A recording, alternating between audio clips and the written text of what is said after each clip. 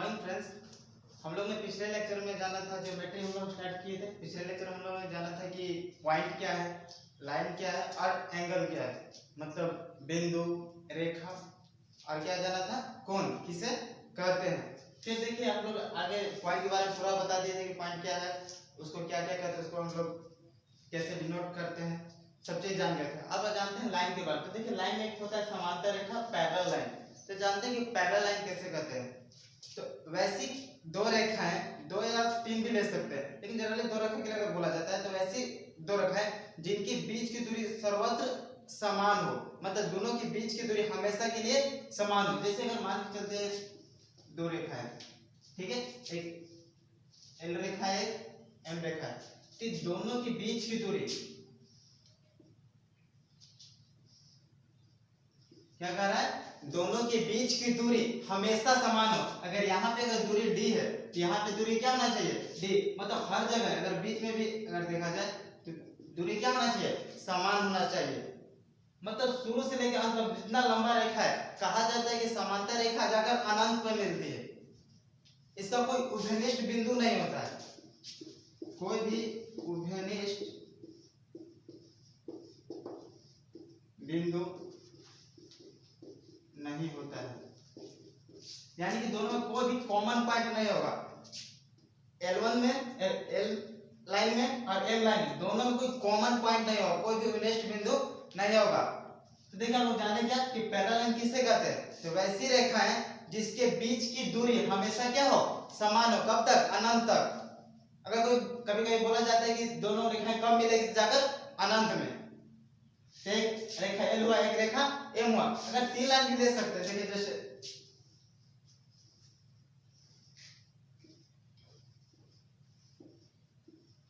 अगर L M N, अगर इनके बीच की दूरी यहाँ पे जैसे अगर ये D1 है, D1 है, D डैश है, D डैश है, D डैश है, तो देखिए ये दोनों के बीच की दूरी हमेशा समान होगा। और फिर देखिए अगर M N, L और M समांतर है, देखिएगा यहाँ पे क्या कर रहे हैं हम कि देखिए D1 मतलब अनंत तक D1 होगा, किसके किसके बीच में, L और M के बीच में, मतलब L समांतर क्या है, M है। और देखिए आगे अगर M और N में, M और N के बीच की दूरी मान चलिए D डबल डैश है, यहाँ पे D डबल डैश है, मतलब जब तक आगे बढ़ेगा तब तक बीच की दूरी क्या होगा, D डबल डैश होगा। तो यहाँ कह सकते हैं कि M समांतर N। अगर ऐसा होता है कि L समांतर M है और M समांतर N है, तो दोनों मिलाकर हम कह सकते हैं कि L समांतर N भी है और समांतर M भी लिख सकते हैं। मतलब अगर ये दोनों समांतर है और ये दोनों समांतर है आपस में, तो मतलब L और M भी आपस में समांतर, और कह सकते हैं कि तीनों आपस में क्या है, समानांतर है। तो हम लोग समांतर रेखा के बारे में जाने और आगे जानते हैं समांतर रेखा के बारे में। देखिए अब हम लोग जानेंगे तिर्यक छेदी रेखा, ये क्या होता है। तो कोई दो समांतर रेखा को P और Q, यहाँ पे क्या है, समांतर रेखा है, हम लोग समांतर को दो लाइन से दर्शाते हैं। तो देखिए P और Q दो समांतर रेखा, अगर इसको कोई रेखा L काटती है तो ये L रेखा है, इसी को क्या बोलेंगे, ट्रांसवर्स लाइन कहेंगे, मतलब या तो तिर्यकछेदी रेखाएं कहते हैं। वैसी रेखा जो दो समांतर रेखा को काटे उसी को क्या कहते हैं, तिर्यकछेदी रेखाएं। अब देखिए इसमें बहुत सारे एंगल बनते हैं, देखिए चार ऊपर चार नीचे 8 एंगल। इन 8 एंगल के बारे में जाना, यहाँ से कभी कभी क्वेश्चन आता है। ऐसे बहुत सारे एंगल बनते हैं, तो जानते हैं एक एक करके कैसे कैसे एंगल बनते हैं। तो देखिए सबसे पहले बाह्य कोण,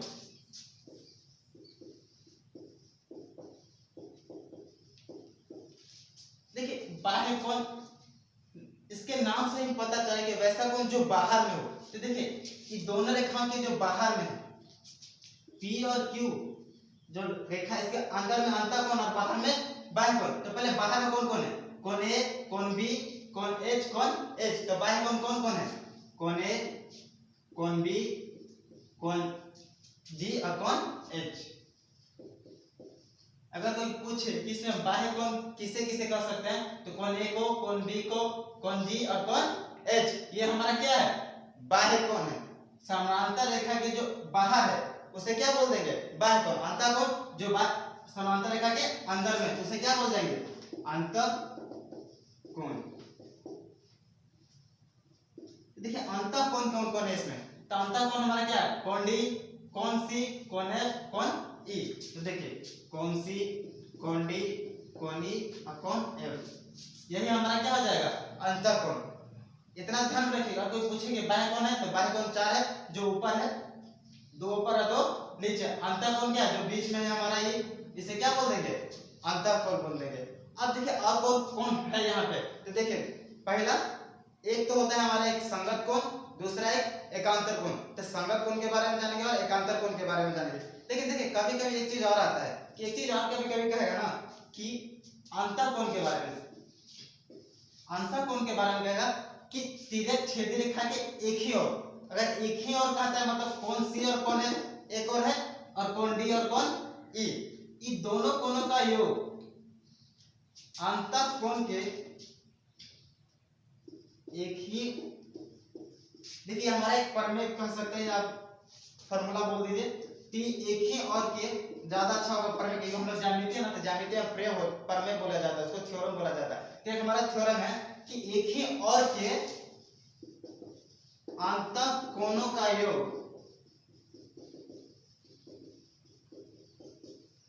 ध्यान से दीजिएगा, एक ही और के अंतर कोणों का योग 180 डिग्री होता है।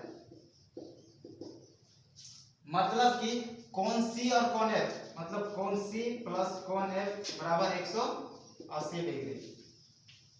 देखिए कोण सी और कोण एफ हमारे एक ही साइड है ना, एक तो अंतर कोण है दोनों, और इस रेखा की एक ही साइड है, तो मतलब कोण सी और प्लस कोण एफ बराबर 180 डिग्री।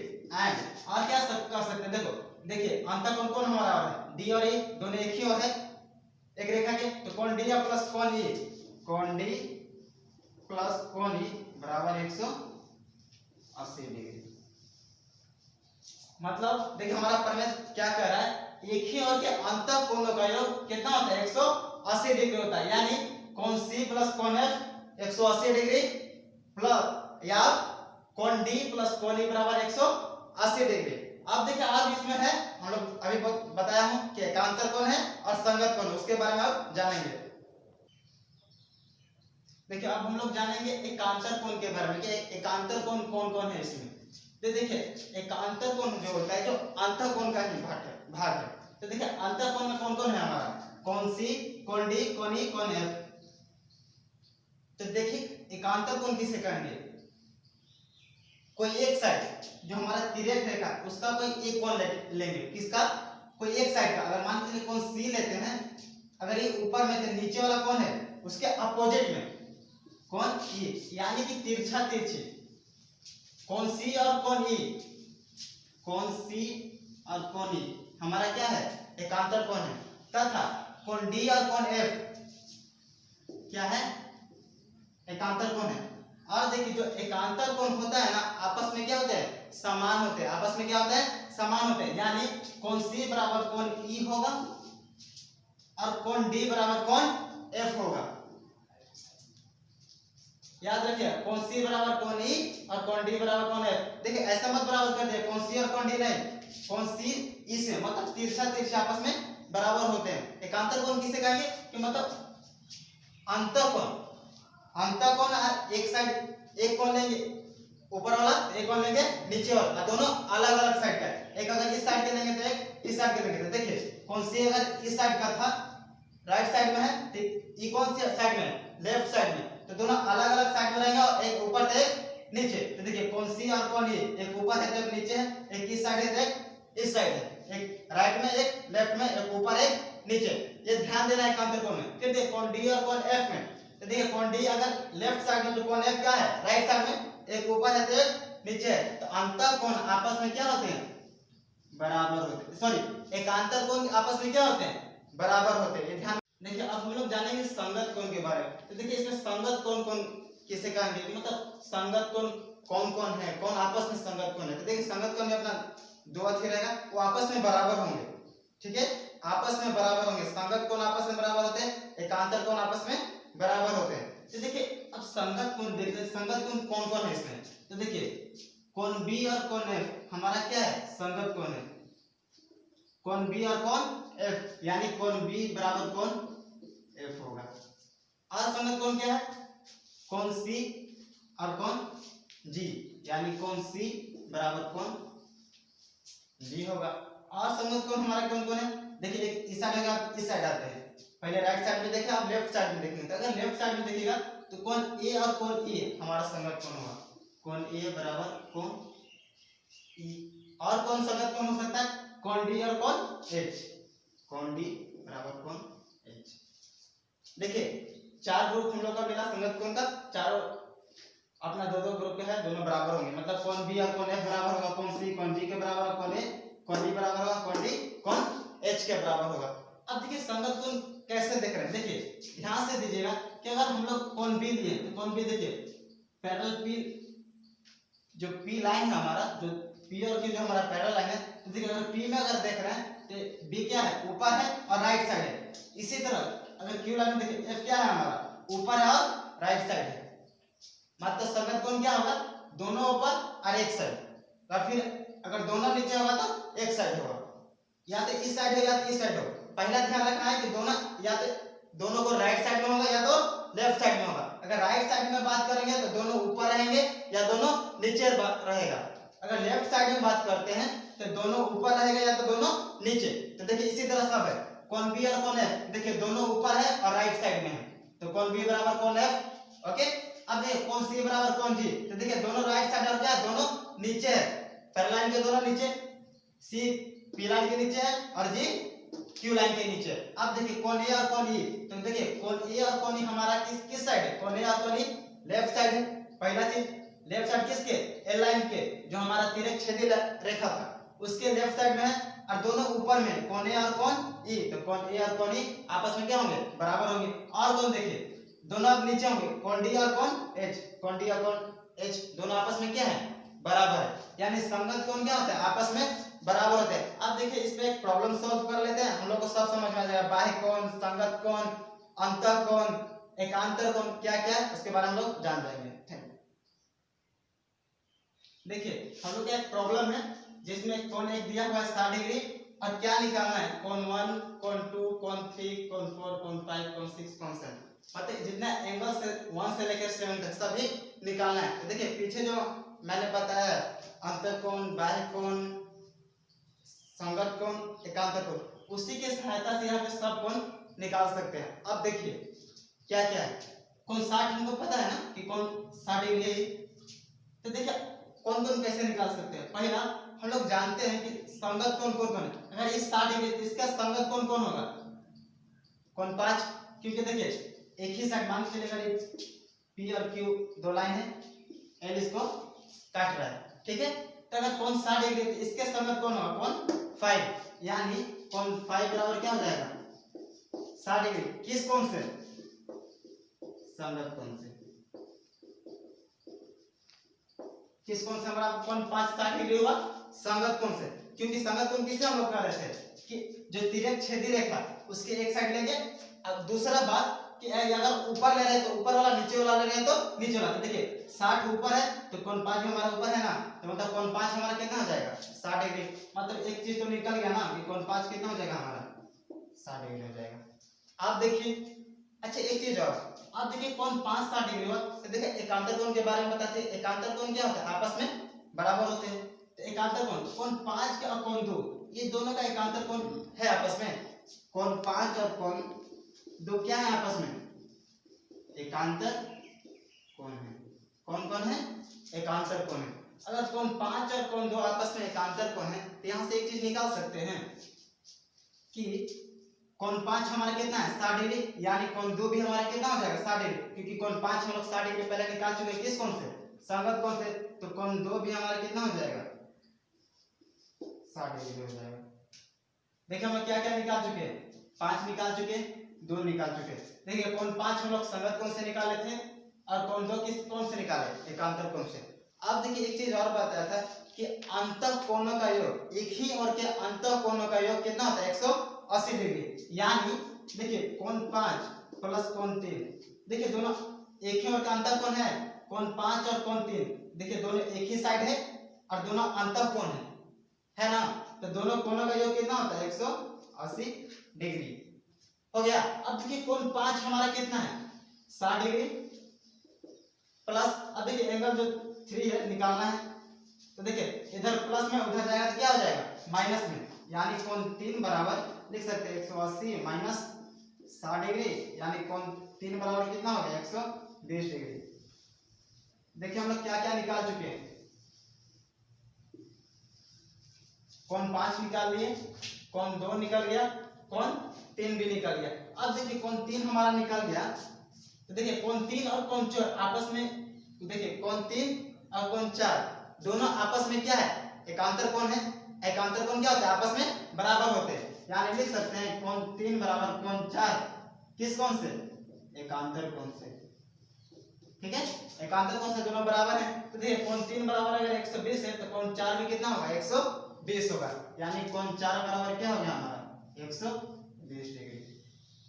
देखिए हम लोग कितना कितना चीज निकाल दिए, कोण 5 निकल गया, कोण 2 निकल गया है, फिर एंगल 3 भी निकल गया, ये हमारा एंगल 4 भी निकल गया। अब देखिए क्या क्या बच गया 1 6 7। अब देखिए 1 6 7 तीनों संगत कोण से निकल जाएगा। देखिए कैसे निकलता है, सबसे पहले बात करते हैं हम लोग किसका कोण 1 का। कोण 1 कैसे निकाल सकते हैं, देखिए कोण 4 हम लोग निकाल चुके हैं कितना 120 डिग्री, कोण 4 हमारे 120 डिग्री है ना। देखिए तो कोण 4 और कोण 1 दोनों एक ही साइड है और दोनों पैरेलल लाइन के ऊपर है। देखिए दोनों लेफ्ट साइड और दोनों ऊपर, यानी दोनों क्या है संगत कोण है। सॉरी, कोण 4 हमारे 120 डिग्री है, तो कोण 1 भी कितना होगा 120 डिग्री, किस कोण से संगत कोण से। तो लिख सकते हैं कोण 1 बराबर कोण 4 बराबर कितना 120 डिग्री, क्योंकि कोण 4 हम लोग 120 डिग्री निकाले थे, तो कोण 1 भी 120 डिग्री होगा किस कोण से संगत कोण से।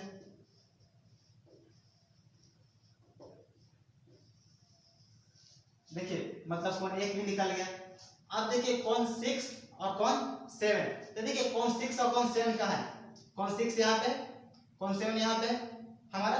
अगर जब एंगल 6 निकालना है तो इसको कैसे निकालेंगे, तो देखिए ये भी हमारा संगत कोण से निकल जाएगा। किस तरह, कोण 6 नीचे है ना, एक ही ओर के देखेंगे तो कोण 3 ये भी नीचे और एक ही ओर है, कोण 3 और कोण 6 दोनों क्या है एक ही साइड है राइट साइड में, और दोनों क्या है नीचे है, तो दोनों कौन कौन हो गया संगत कोण। तो कोण 3 और कोण 6 क्या, कोण 3 और कोण 6 आपस में बराबर है ना, तो कोण 3 हम लोग निकाल चुके थे। देखिए कोण 3 कितना है 120 डिग्री, यानी कोण 6 भी कितना हो जाएगा 120 डिग्री, किस कोण से संगत कोण से। और क्या हम लोग को बच गया कोण 7, देखिए कोण 7 भी निकल जाएगा। देखिए कोण 2 हम लोग निकाल चुके हैं, कोण 2 निकाल चुके हैं, देखिए कहां पे कोण 2 हमारा कहां निकला था। देखिए कोण 2 हमारा 60 डिग्री निकाले थे, शुरू में एकांतर कोण से बराबर किए थे कोण 5 और कोण 2 को। तो देखिए जब 2 निकल चुका है तो हमारा कितना है 60 डिग्री, तो देखिए कोण 7 निकालना है, तो देखिए दोनों लेफ्ट साइड में है तिर्यक रेखा के और नीचे है, तो देखिए कोण 2 और कोण 7 आपस में बराबर होंगे। अगर कोण 2 हमारा 60 डिग्री है तो कोण 7 में कितना हो जाएगा हमारा 60 डिग्री, किस कोण से संगत कोण से। तो देखिए हम लोग सब आपस में निकाल लिए। देखिए एक दो चीज और है उसको मैं बताता हूं। देखिए कोण के बारे में दो कोण और जानते हैं कि क्या यहां से भी निकाल सकते हैं, इसका अलग भी है। तो देखिए एक होता है शीर्षाभिमुख कोण, कौन कौन शीर्षाभिमुख कोण, ये क्या कोण है। तो देखिए कुछ नहीं, दो रेखा अगर आपस में काटती है, दो रेखा अगर आपस में कट रही है, मान के लिए एक एल रेखा है एक एम रेखा है, ओके। अगर दो रेखा अगर आपस में काट रहे हैं तो इसके आमने सामने वाला कोण मतलब ये और ये शीर्षाभिमुख कोण होंगे, ये और ये दोनों आपस में शीर्षाभिमुख कोण होंगे। मतलब अगर मान के लिए कोण ये है, सॉरी अगर कोण ए है, ये बी है, ये सी है और कोण डी है, तो देखिए एंगल ए और एंगल बी आपस में बराबर होगा, किस कोण से बराबर होंगे शीर्षाभिमुख कोण से।